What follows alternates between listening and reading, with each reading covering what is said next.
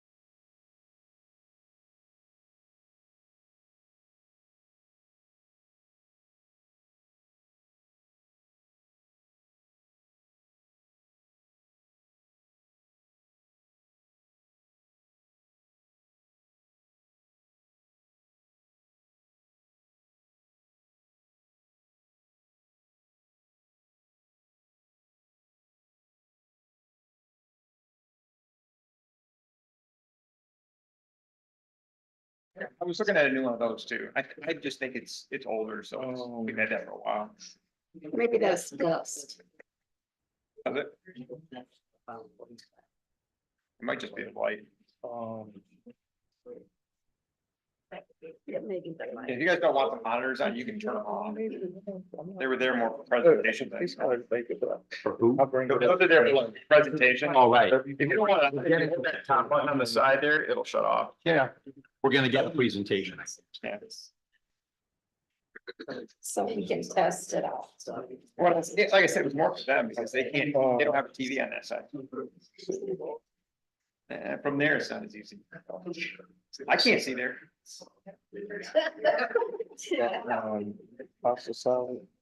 First world. And, All right, folks, we do have a full agenda.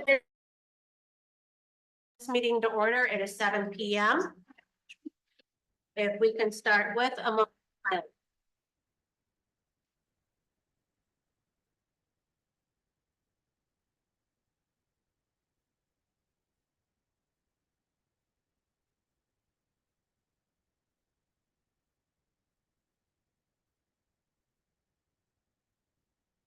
If we can stand for the Pledge of Allegiance.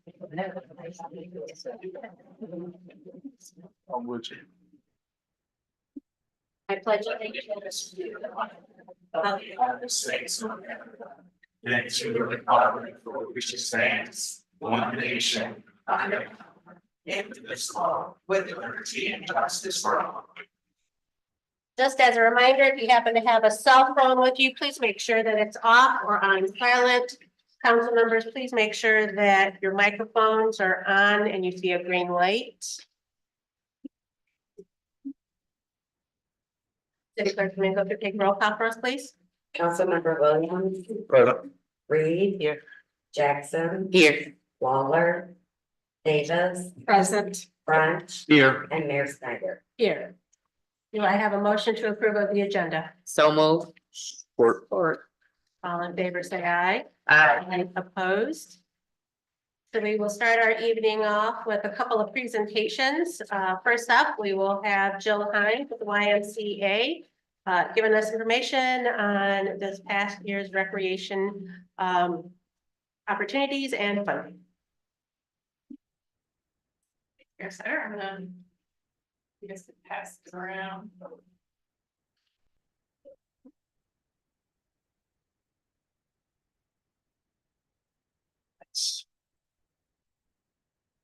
So I am with the Battle Creek YMCA, and I think we presented last year around this time, maybe a little earlier, and we currently hold a management contract with the city to run recreation services.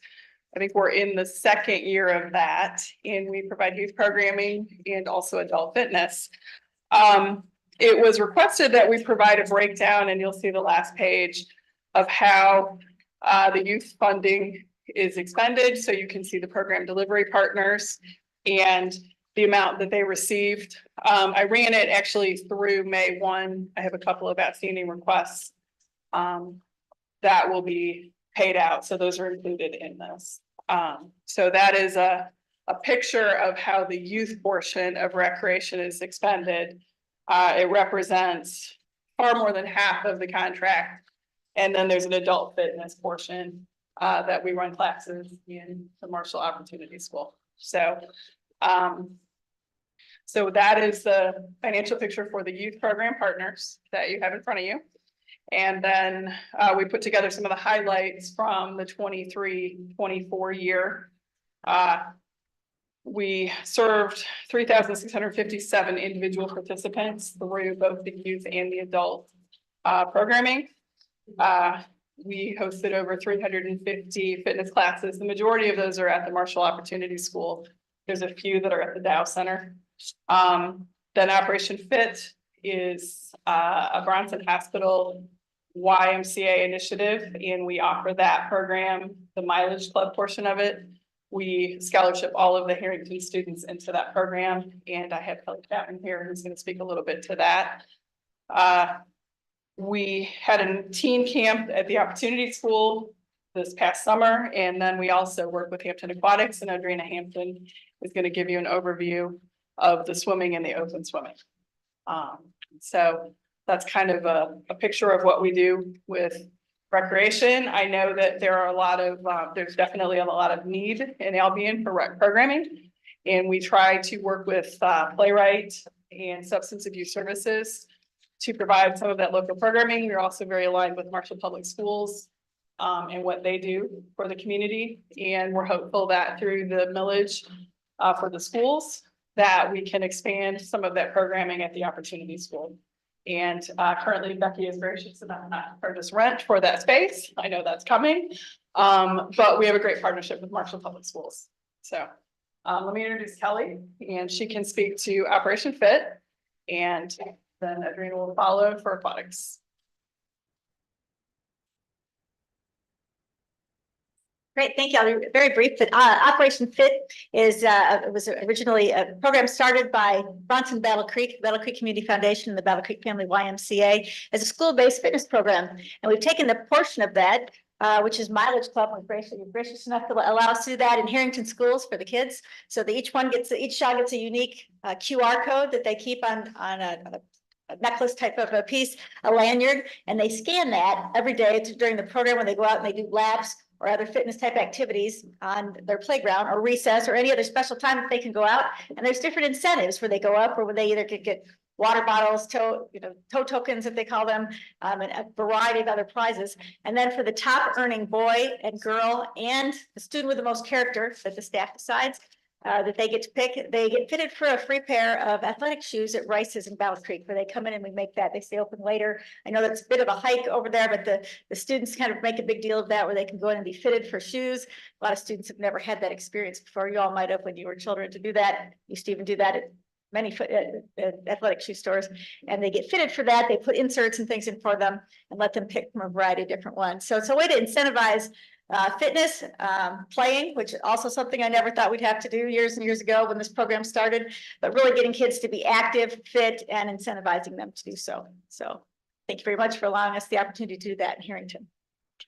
Thank you.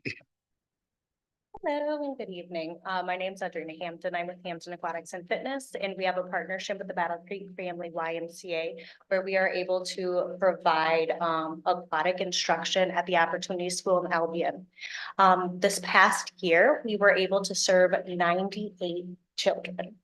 And that includes water safety. So one of the biggest things with our program is we like to implement water safety and not just learning how to swim, because in Michigan, no matter where you look within a 5-mile radius, there is an open body of water, and it is very important. So thank you for that opportunity.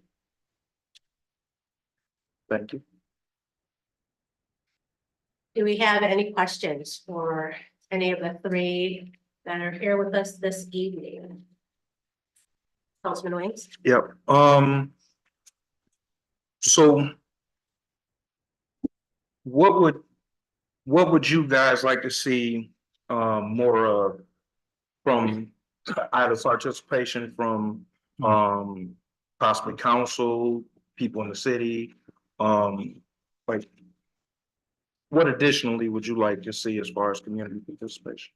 I think, having grown up in Albion and participated in rec through the years, I think obviously I think Marshall Public Schools is working hard to centralize for students, but I think there's needs spread out across the community. I think that we can do a better job sort of reaching those different factions or different, kids that go to Marshall schools, participate in programming, kids that go to other districts, participate in programming there. I'd love to see Albion be more of the center again. And be more intentional about bringing kids into one program. I've had some parents that talk to me about, and we're in the process of putting up a T-ball field. And they were talking about T-ball, they were also talking about football for kids. I know when I pass through Marshall, you see the kids out there and they be playing T-ball and football and soccer and stuff like that. We don't see that here. Right. The Playwright has been the T-ball provider and the Y has provided funding to Playwright to provide the T-ball. I think it's starting. Again, I don't know where they are in that cycle.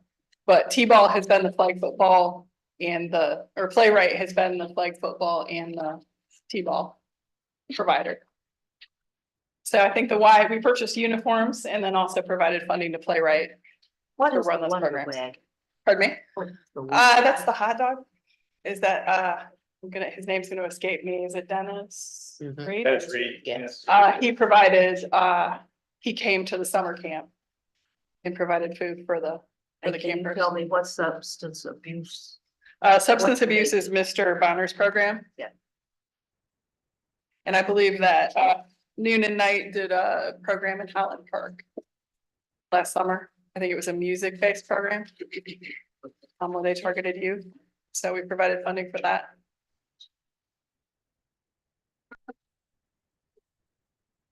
The substance abuse prevention program, is it something that goes on year round?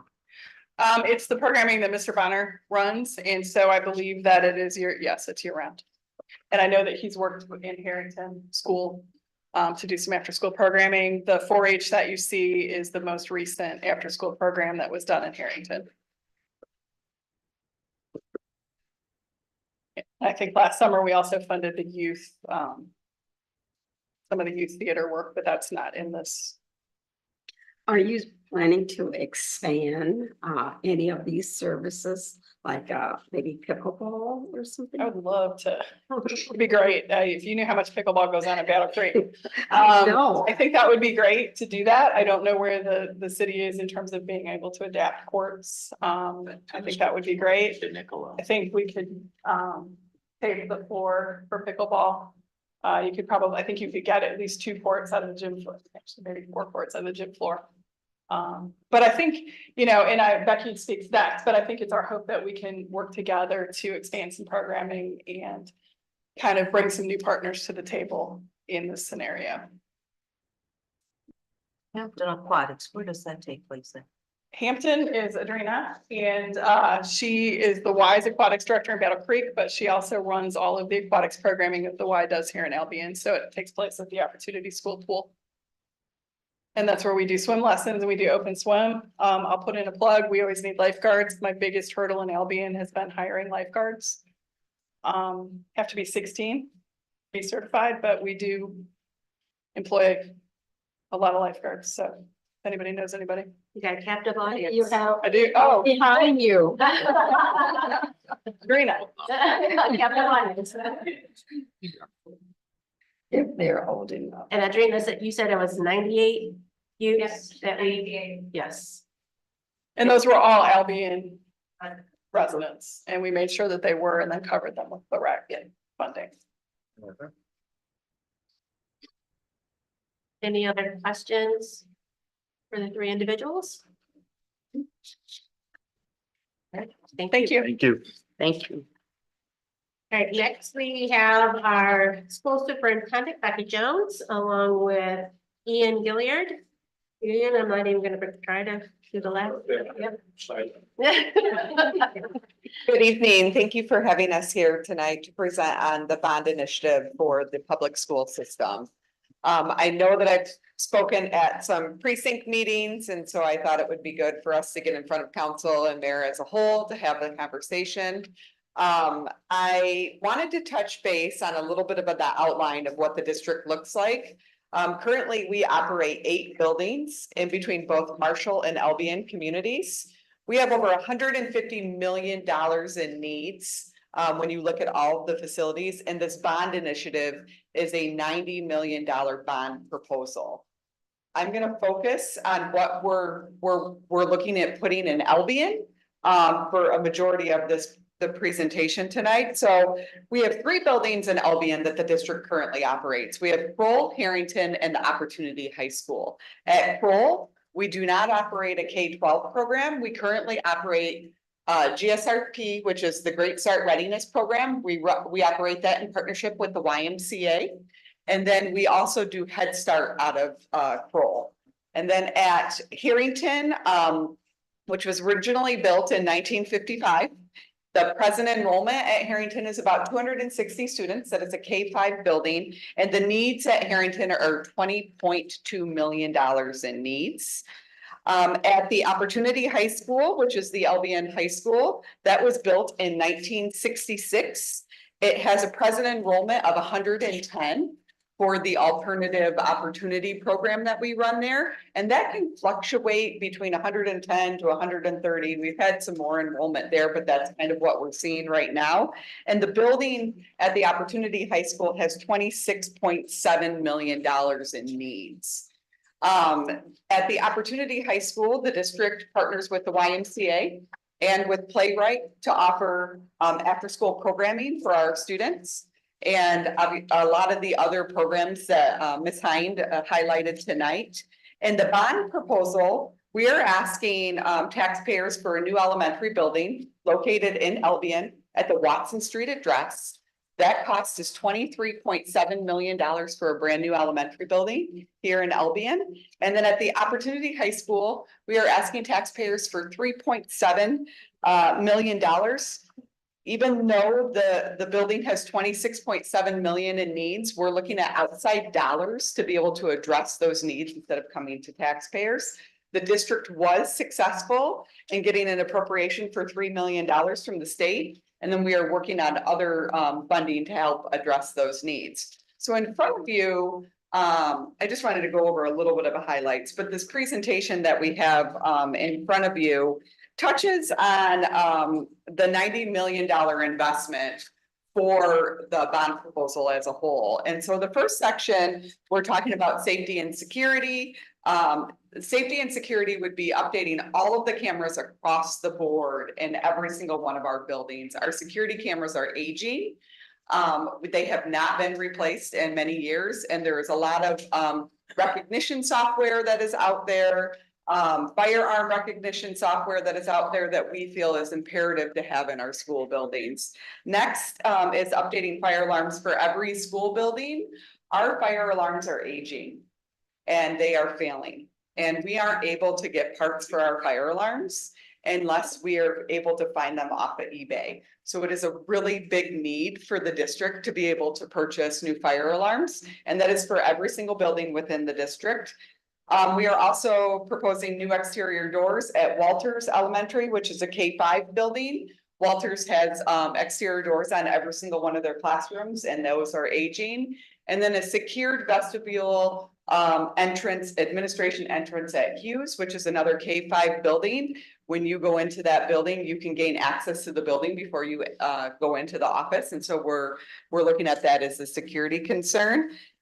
And then addressing the student experience, looking at new music equipment for band, orchestra, and choir K-12. So this is every single music classroom within the district would see upgrades to the equipment, and students would have access to band, choir, and orchestra regardless of their situation within their families.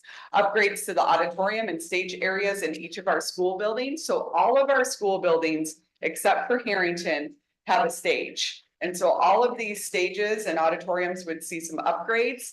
We are proposing with the new elementary building that we would have a separate stage there so that the new elementary building would have a stage as long like all of our other elementary buildings. Extended learning areas at Gordon Elementary and 4 additional classrooms would go on Gordon Elementary. A new elementary I already mentioned in Albion. We are proposing upgraded technology and infrastructure and equipment. We are a 1-to-1 technology district, and so we want to continue to maintain that as well as provide, you know, access points and Wi-Fi and keep upgrades on that. New walking track behind Marshall Middle School. Our students 6, 8 still enjoy recess, and so we would like to put a track out there for our kids to enjoy. And then there is upgraded athletic facilities in Marshall, and then a new 5,000 square foot FFA barn at Marshall High School. The district brought back the FFA program. We have the largest alumni chapter in FFA, and we have over 150 students that are enrolled in FFA. And we have over 90 students that are actually taking our zoology program. And so we want to be able to provide all of our students access to FFA, regardless of where they live. If they live in the city, that they are able to raise an animal for fair. We also have some other phases that we want to do. We do a broiler contest.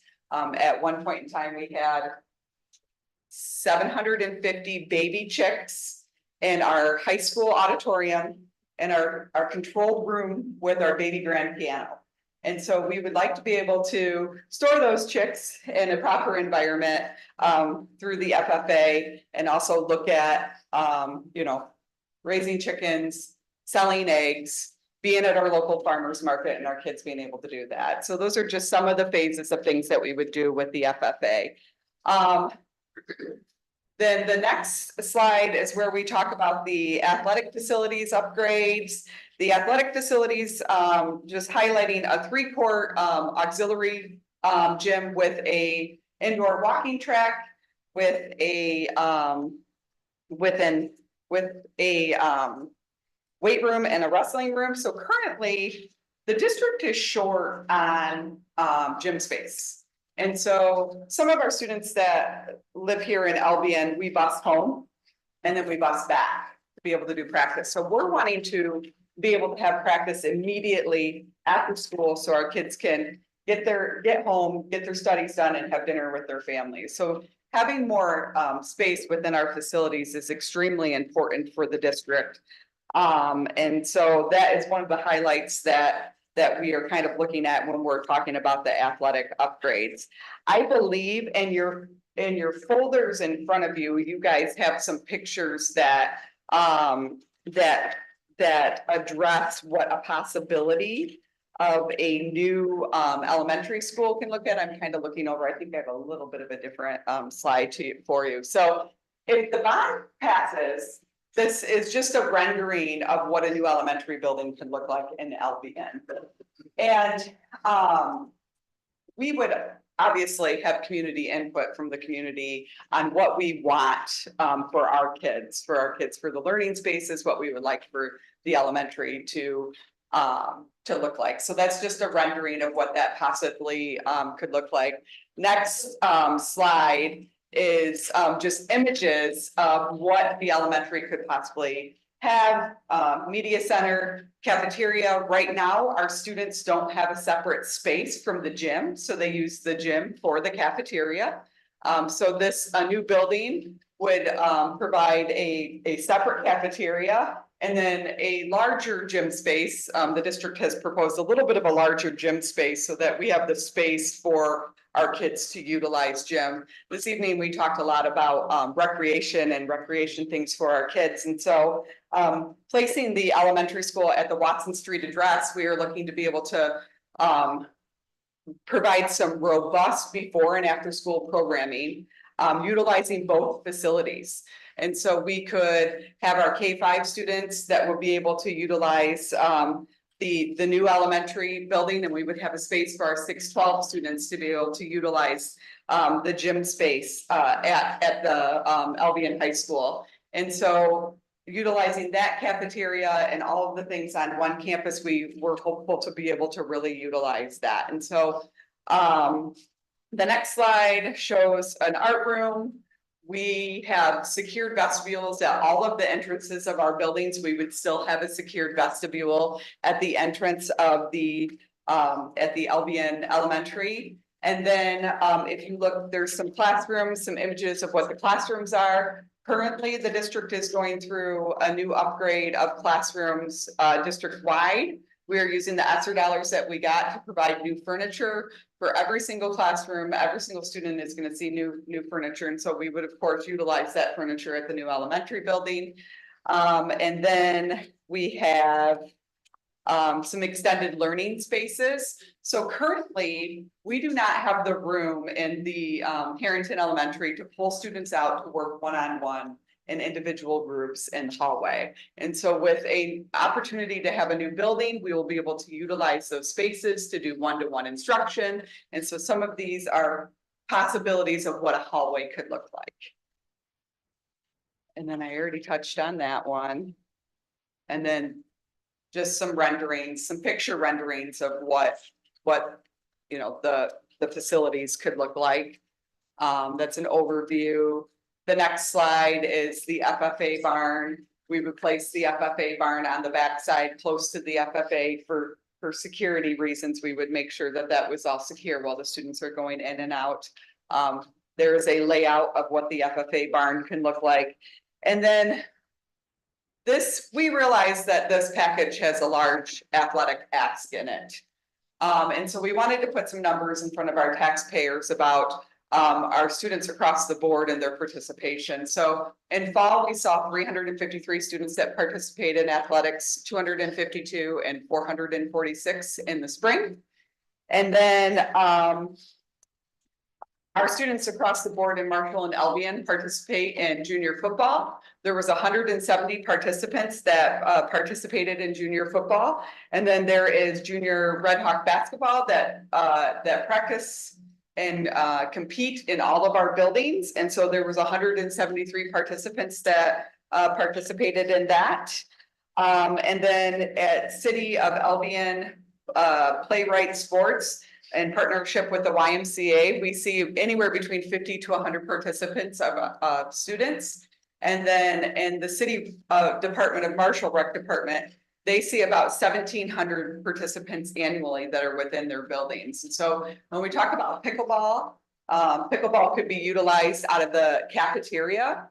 We have a cafeteria at Marshall that they put tape on. And so there's ability to utilize the spaces within the buildings for the community to use for these types of events. So in the winter, we don't have to stop pickleball. We can utilize the cafeteria for that. Then Brad Shedd, we went to Brad Shedd and asked him, how many people do we see community members outside of our kids and parents in our buildings? And so our Albion building usage is at about 13,000 people annually that come through the doors utilizing our spaces. And then there is a auditorium, performing arts center at Marshall. They see over 10,000 people, community people that are coming through the doors. And then the next slide is just a slide on how we compare when you're looking at debt millage rates across the board. You know, I'll just highlight the highest is 11.8 is Olivet. And then when you're looking at Marshall, they're in the mid range at the 6. And then currently the Albion taxpayers are paying 0 when you look at bonded indebtedness. And then I'm just going to highlight the taxation pieces of what we're looking at. If you look at the next 2 slides, and I know you can't pull them up right now, this bond is an increase for both communities. Marshall currently is paying 6 mils and bonded indebtedness, they will go to 7. And then Albion is currently paying 0 and they will go to 4.95. The reason why Marshall taxpayers are only increasing 1 mil is because they're going into the school bond loan revolving fund.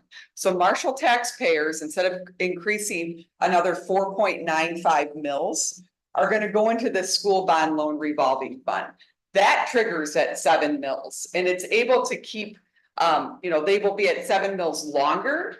Than jumping up because they're borrowing that money to keep their millage rate at 7. And so Albion didn't have prior existing debt, so that's why Albion goes up to the 4.95. It doesn't trigger Albion to go into that. And so on these slides, you're looking at taxable value impact when we're looking at the Ford Blue Oval. So the Blue Oval plant coming in, they will have to pay on school bond loan indebtedness. And so we were trying to get a taxable value of what that could look like. They say they're making a $3.5 billion investment. And we were trying to be conservative, looking at a 500 million taxable value and then about a 1 billion taxable value. So if you look at Albion, the tax implications of Albion, if it is a $500 million taxable value, Albion taxpayers are going to go down to 3.25 in 2026. So there will be 2 years where they're paying that 4.95. And then if it is 1 billion, Albion taxpayers will go down to 2.44. So if you look at the Marshall one, just to kind of highlight that school bond loan revolving fund, Marshall taxpayers stay at 7 mils until 2032 because they have to pay back that school bond loan revolving fund, which had capped them at the 7. If it's 500 million or without Ford, that's what it looks like. Now, if Ford comes in, they go down to 5.34 in 2027 if it's the $1 billion in the taxable value. So I just wanted to touch base on that a little bit. I don't know if anybody has any questions for me. I was trying to keep it short because I could talk for quite some time about this, but I know you all have heard me already talk probably many times about it. So, there's some frequently asked questions that Ian has put together on why do we need a bond proposal? And, due to the size and scale of the school buildings, maintenance, our average age of our buildings are 64 years old. And so we need a bond to be able to address those needs. And then, can bond proposal funds be used for employee salary and operating expenses? No, they are not. They are highly audited funds as well. And then, I touched base on what the community involvement will be when we are looking at design. So design takes about a year if the bond were to pass. And then we would obviously have a lot of community input and maybe take some people to go look at some other elementary buildings and some other facilities to get some input back from our taxpayer. So does anybody have any questions for me? All right. I think you covered it all. All right. Thank you. Thank you. Thank you both. so much. Good luck. Thank you. All right, and our last presentation is a proclamation for Eagle Scout Garrett Leroy Hockey III. So Garrett, would you like to come forward please while I read your proclamation?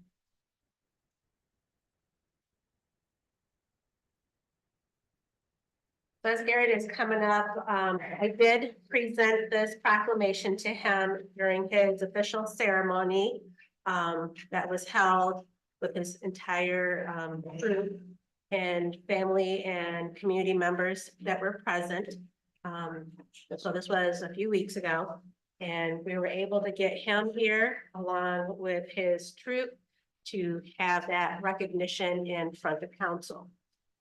So the proclamation recognizing Eagle Scout Garrett Leroy Hockey III. Whereas the vision of the Boy Scouts of America is to prepare youth in America to become responsible, participating citizens and leaders who are guided by the Scout oath and law. And whereas Garrett Leroy Hockey III, a member in good standing of Scouts BSA Troop 158 of Albion, Michigan, has completed the requirements and received the prestigious rank of Eagle Scouts on January 23rd, 2024, the highest rank in the Scouts BSA, part of the Boy Scouts of America. And whereas Garrett started his scouting career on February 7th, 2020, where he served in several key scouting leadership roles, including patrol leader, senior patrol leader, quartermaster, Order of the Arrow representative, and then chief. And whereas Garrett completed National Youth Leadership Training and successfully completed his Order of the Arrow induction. And whereas Garrett earned 31 merit badges, 10 more than required to achieve Eagle rank, making him eligible to receive his Bronze and Gold Palm Awards. And whereas Garrett's Eagle project included completing his Barnes Park Benches project, which offers comfortable resting place for fellow citizens. And whereas Garrett is well respected by members of his church, scout leaders, and peers, and serves as a reminder that a man's true character is not judged by how much you are liked, but by how much you are respected by others. And whereas the Eagle Scout Award is a distinction that will follow him throughout life and will be a beacon to others of the leadership quality and commitment this young man has shown. And now therefore I, Victoria Garcia Snyder, Mayor of Albion, do hereby congratulate and recognize Garrett Leroy Hockey III for his achievement of the rank of Eagle Scout. We are proud to have him as a member of our community.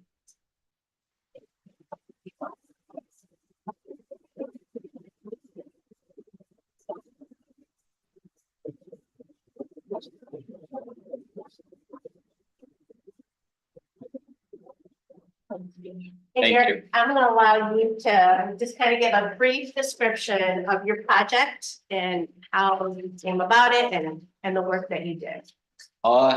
Well, the American Legion was replacing a lot of the park stuff, a lot of the things in the park next to it.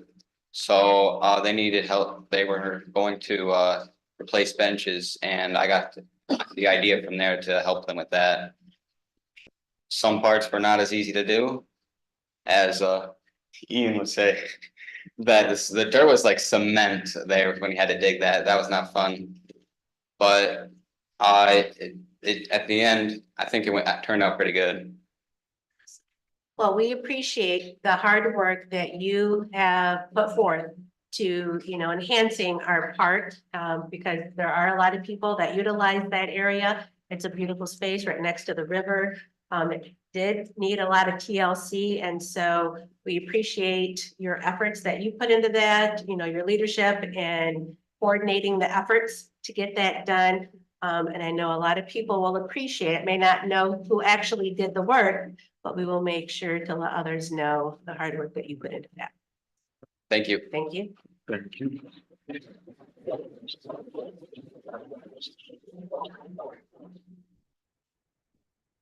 All right, public comments.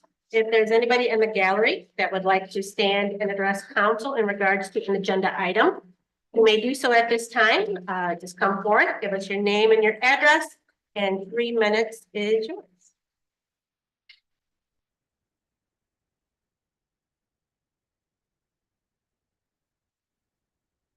All right, seeing no movement, we will continue.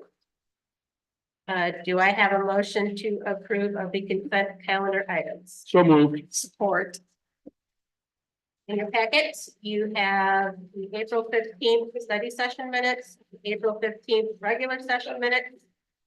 We also have the application for the assembly permit for the Arts Commissions for June 28th and 29th. Do I have any questions in regards to these items? I think you got more on the backside of there too. Yeah. American Legion. Oh, On the that's back. right, yep.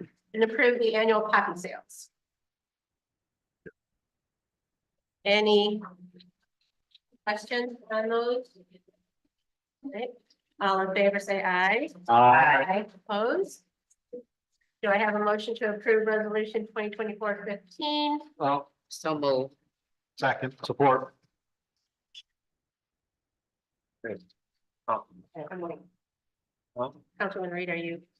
she's caught up. Okay. Yeah, agree. Yes. Yeah, we City Manager Kip? So this is a application for Oprah. For 106 and 108 East Erie. Hayes Block LLC is the owner of the project. It's $3.4 million estimate rehabilitation cost, requesting a 12-year exemption. The project will result in 8 upper-level apartments, 1 ADA accessible apartment on the first floor, a new elevator, and commercial space on the first floor. This was approved by the Planning Commission on April 16th. Any questions for our Assistant City Manager? City Clerk Domingo? Councilmember Williams, yes. Reed, Yes. Jackson, Yes. Davis, Yes. French. Yes. And Mayor Snyder. Yes. Do I have a motion to approve resolution 2024-16 to award the McIntosh Park Phase 2 project to Quality Excavators? So moved. Support. The city received a $1 million SPARK grant for phase 2 of this project. The project includes a new walking trail around the perimeter of the park lighting and other park amenities. The request for proposal was issued to Quality Excavators Incorporated as the lowest bidder at $990,126.50. Questions for our Assistant City Manager?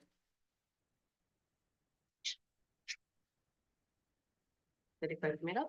Councilmember Reed, Yes. Jackson, Yes. Davis, Yes. French, Yes. Williams, Yes. and Mayor Snyder. Yes. Do I have a motion to approve of the recreation millage language? So moved. Support. Assistant City Manager? This is a proposed 3-year renewal beginning in 2025 tax year and ending in 2027. The estimated renewal will be for the first year will be $238,422. Currently, the Forks Senior Center receives $11,000 annually from the recreation millage. And currently, the service agreement with the Battle Creek YMCA is $167,000 annually. Any questions for Assistant City Manager? So I know we've had conversations about, being conscientious about, taxing our residents. But again, like I had said in our study session, this is a renewal. This is not something new. And I truly believe that this is something that is an investment for not only for the children, but for adults as well. As the Assistant City Manager said, a good amount of money also goes to our senior center that gets couped from this millage. So I think if this doesn't get put on the ballot, I think a lot of people will be missing out on opportunities that have been funded in the past. Any other questions or comments? City Clerk Domingo? Councilmember Jackson, Yes. Davis, Yes. French. Yes. Williams. Yes. Reed, Yes. and Mayor Snyder. Yes. Do I have a motion to approve the mechanical amusement device at Family Fair? So moved. Support. Assistant City Manager? This is just a renewal of this, and they've been vetted and cleared for the renewal. Any questions on this item? City Clerk Domingo? Councilmember Davis, Yes. French, Yes. Williams, Yes. Reed, Jackson, Yes. and Mayor. Yes. Do I have a motion to approve of the commercial garbage licenses for public services, waste management, and grader waste? So moved. Support. Again, this is a renewal for their contract or for their licenses to pick up commercial garbage in the city. All of them have been vetted and cleared for renewal. Any questions for Assistant City Manager? City Clerk Domingo? Councilmember French. Yes. Williams, Yes. Reed, Yes. Jackson. Yes. Davis, Yes. and Mayor Snyder. Yes.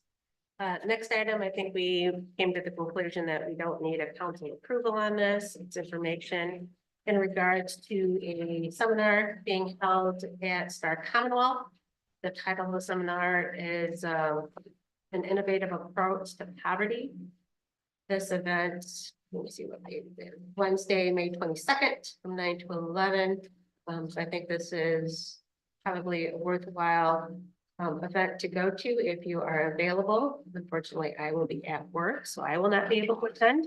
But if there's others that are available and free, that's something that you definitely need to sign up for. Yes, Councilman French. Can we, get, whoever decides to go, can we get a presentation or a summary, at a future council meeting, just so we can educate? I mean, I would encourage everybody in the community who's interested to go to Star Commonwealth's website to register for this, but it'd be nice to have a public forum or at least a summary from council members who are able to attend.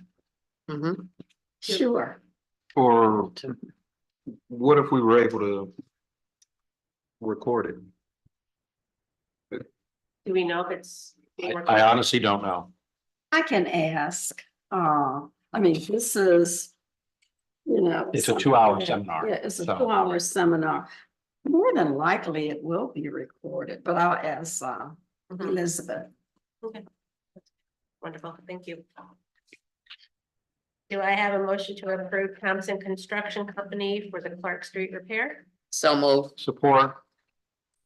This repair is for the storm sewer that were repaired along Clark Street near Barnes Street. The Public Works Department has gotten quotes for the repaving. The Thompson Construction Company coming in as the lowest at $18,850. Questions for Assistant City Manager? City Clerk Domingo? Councilmember Williams, Yes. Reed, Yes. Jackson. Yes. Davis. Yes. French. Yes. And Mayor Snyder. Yes. Do you have a motion to approve the purchase of the parcel for the new water tower and our new industrial? So moved. Support. Attorney Hartness. So this is just, as council's aware, you previously okayed us to, seek this particular parcel, which is currently. It's a little confusing, but it's technically owned by Brooks Building Partnership. The EDC has a land contract to purchase the larger parcel. Basically, what has happened is Brooks Building has agreed to an option contract with the EDC to purchase just the portion of that parcel that's currently under land contract for purposes of constructing the water tower. And the EDC has assigned that option to us. I actually just got on my way down here, an email from Mr. Lindsay indicating that Brooks Building had signed the option. So this is council's approval for us to move forward with the purchase of that property. And as part of the option agreement, or as part of the thing, EDC had forwarded, had advanced $5,000 for the option that we need to reimburse EDC for. And we also need to reimburse the EDC's attorney fees. But this is so we can move forward with our USDA water project and construct another water tower on that parcel. Any questions for Attorney Hartness? City Clerk Domingo? Councilmember Reed, Yes. Jackson. Yes. Davis. Yes. French. Yes. Williams Yes. and Mayor Snyder. Yes. Do I have a motion to approve the DPW equipment purchase? So moved. Support. Deputy Chief Kurt?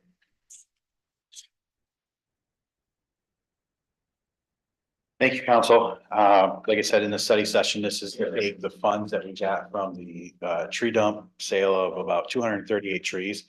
And it was for $39,556.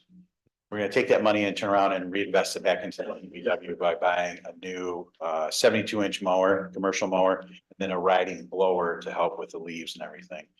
There'll still be some money left over that we'll put back into the tree dump itself to then use for care and maintenance of the tree dump. Any questions for Deputy Kurt?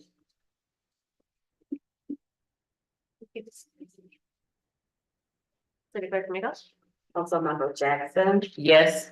Davis. Yes. French. Yes. Williams. Yes. Reed Yes. and Mayor Snyder. Yes. Do I have a motion to approve Concord excavating for the North Eaton Street repair? So move. Support.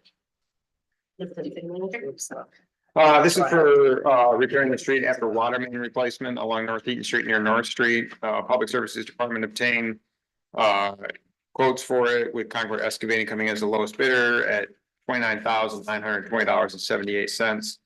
Part of the reason this one is significantly more expensive than the other one is North Eaton Street has an underlayment of concrete underneath the blacktop, so they have to repair the concrete and then they have to repair the blacktop. So it's a little more expensive to do because it's a state highway.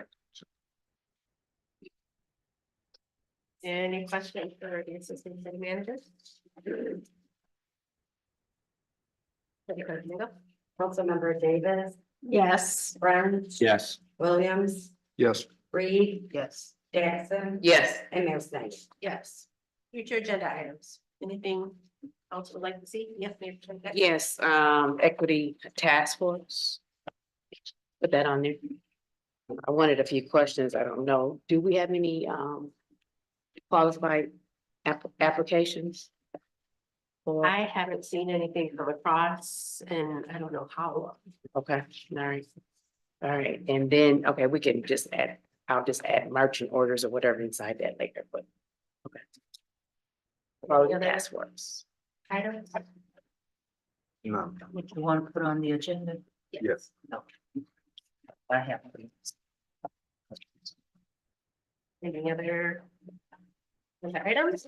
All right, Oh, go ahead. So yes. Kip. So on Urban Avenue, it was brought to me in the precinct about how many signs to enforce the speed limit of 25. Mhm. So I did ride all the way from Finley all the way down, and it stops at Adams Street. And there's only one in between, in a speeding, telling us 25 Mhm. miles per hour. So it stops at Adams. Then you go all the way down towards Superior Street, and then there's one right there. There's nothing in between there. And they said they're speeding once again, so I was wondering if you could put our friends back up, or do we need to order another one? We could probably move one of them. I just put one up today on Kennedy Street, so. Yeah, because they said that that's high force again, We so, did. you know, it's children Mhm. here, so. Got any leftover money from your pre-sale? And then the other thing, I see Garrett's not here, but we need to really look at, I'm gonna say precinct 3, but there's other areas for precincts 3 for sure. Our constituents thinks that our town is really going down. We have many individuals that are storing, a lot of trash. Yes. And then on top of that, they go pick up other trash from other people's area and leave it in their yard. Okay. On those carts that they have. Are they in the backyard or the? Now, right in the front. Really? Yeah, Okay. and then there's a lot of complaints over here about Dalrymple as well. You know, I know you can't disturb that area over there, but that house is probably. So I'll check with Jared and see. you want code enforcement on the agenda then? Yeah, code enforcement, please. I can Jared Yes. come and talk about a lot of stuff. I mean, a lot of the time, he's addressing things. It just takes time to get it done. Is that? He's addressed something that we're talking about now, but they started all over again. Okay. Cause they did see kids in that boat at one time as well. Yep. So, yeah, so Okay. they're starting all over again. So did you also want to put the speed limit signs on the agenda or is Please, that? yes, we might need to buy another one. We actually have a radar trailer that we were able to get at auction, Okay, so we can actually move it around more too. So we can get that one out as well. okay. So.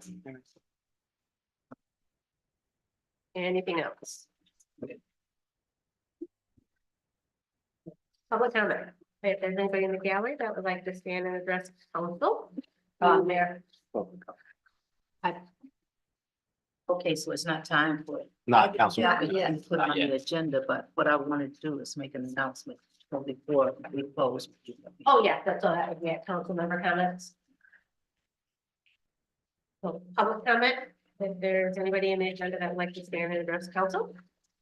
You may do so at this time.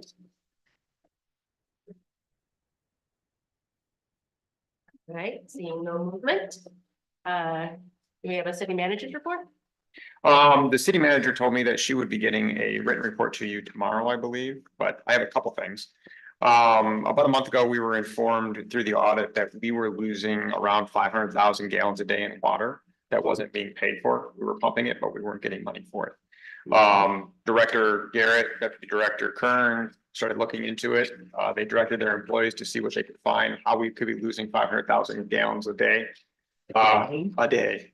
So one of the residents or one of the employees for public services was working down by the mill race and noticed water coming into the mill race that they thought looked odd.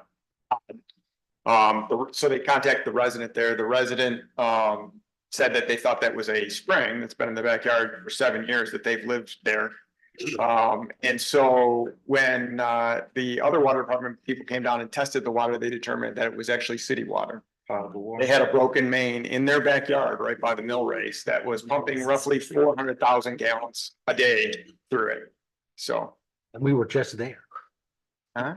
Weren't we just there? We just did this. This was just what we just did a couple weeks ago. Oh, So I'm just sharing the story that we uncovered something that's probably been going on for 10+ years. The new deputy director and director had it taken care of within a month of us being informed of the issue. So this isn't the first time the issue's been known. It's just the first time it's actually been taken care of. So I commend our public services department and the effort that they did in locating the issue and taking care of it, because that's a lot of water. That's a lot of wear and tear on our pumps. It's almost the entire water tower in a day that's being emptied out into the mill race, basically. So That's what I was gonna ask. The water tower is only 500? 500, yeah.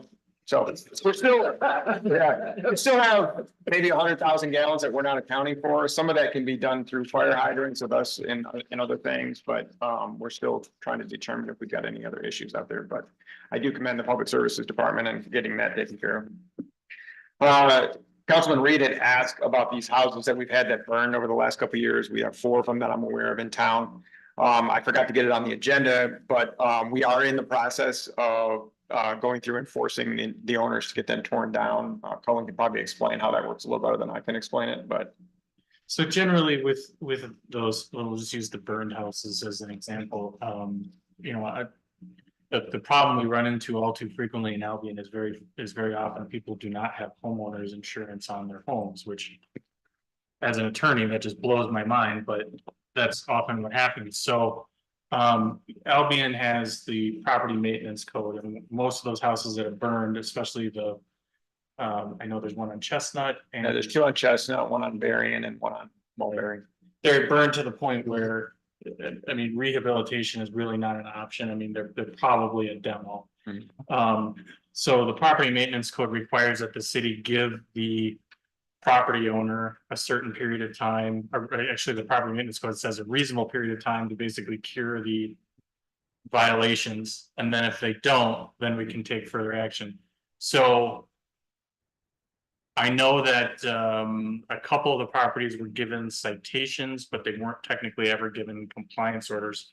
So I have all the lawsuits drafted and ready to go with the assumption that they're not going to bring the properties into compliance within whatever arbitrary timeframe code enforcement gives them, whether that's 30 days or 45 days.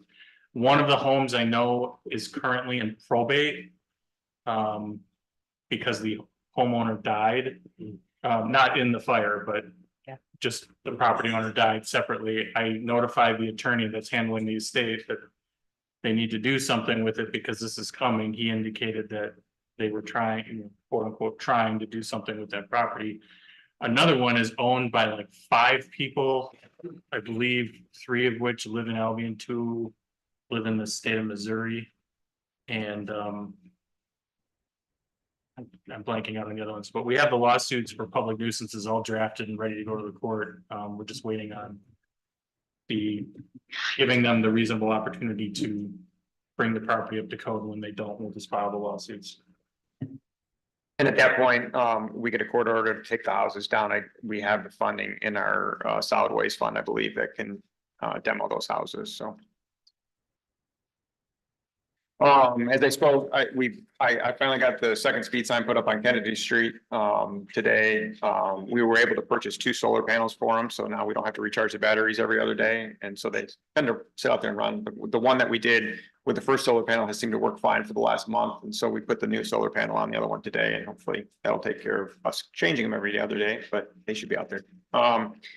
We have purchased cameras for Holland Park and Victory Park. I was hoping to have them up by now. They aren't up yet, but we're working on that. Initially, they'll just be on the buildings because we won't be able to run them that far. We have to get a trencher to run the lines further, like out to Mr. Bonner's pavilion and so forth, which our hope is to do that at some point. But right now, we're going to put them on the buildings to try to hopefully curb some of the issues that we're having in some of those areas.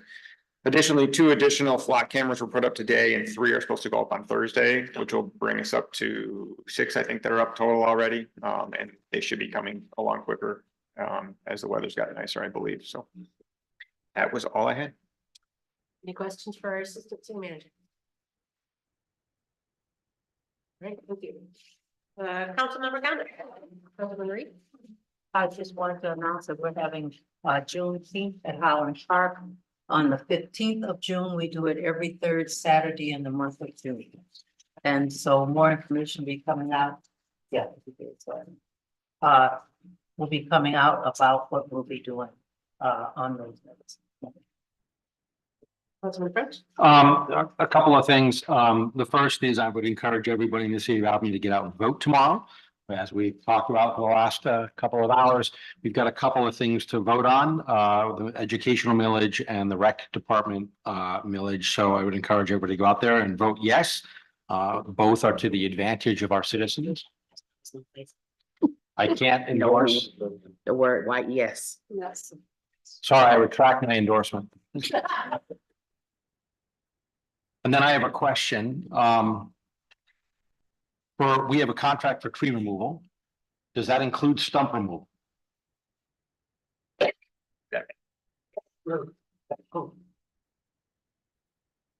current contract that we have with the current company, we have not been very happy with at all. They have not provided what they said they were going to provide. So we're going to be looking into doing something different before the end of June when our contract expires. Most of the time it does not. It's a little extra. So we're trying to work with other tree vendors. And then we've been working with one local one that's the only one that's able to respond like right now, we call them. And so, so far they've been doing a really good job for us on that, but. So the tree at Borough got ground? There's been a couple we have to go back through and. Thank you. So. All right. Any other council member comments? I just received this from City Manager Snyder that we have received formal confirmation on the fiscal year 2024 appropriations for the $4 million grant for Dean Hoagland and North Albion Street. And we hope to have that project completed in 2025. So it's nice to me that we got the money and that will be done in 2025. Great job. Yes, as I was driving on there today, definitely great job. This past weekend, we have to know that Albion College had their graduation ceremony. We had a lot of Albion students graduate from the college, so I just want to congratulate them in their perseverance and sticking through their education. There's been a lot of challenges for a lot of students post-COVID. So I'm happy to see that they were able to have a graduation ceremony. I know a lot of college graduates are not getting their graduation ceremony due to the larger campuses having unwrapped. But I just wanted to say that it was a beautiful day for the ceremony. I unfortunately couldn't be there. I had my own 2 graduation ceremonies on my campus, so but I did see pictures and I do want to congratulate the Albion students that graduated this past fall. And Kellogg Community College will have their graduation on May 9th. And we have several students who are planning to graduate. Sometimes some of them have taken a little longer, but that's what education is all about, sticking with it. So, and I plan to participate in that. Right, any other council member comments? Right, do I have a motion to adjourn? So moved. Support. All in favor, say aye. Aye. Opposed? Wait, did you excuse Councilman Muller? No, we didn't. Ms. Cooper. Oh, Yes. No, she didn't. We need to go back to I that. have a motion to excuse Councilman Lawler. Oh, So Support. But she did not notify anybody. I did not hear. I don't know. That's what I want. She got to say, someone didn't show up for research yet. We take a roll call on that? Councilmember Reed, Yes. Jackson, Yes. Davis, yes, French, Yes. Williams, Yes. Mayor Snyder. No, since we didn't hear from her. We we're going to give her the benefit. to have motion to adjourn. Don't support. All in favor, say aye. Opposed? Meeting adjourned, 8:03 P.M.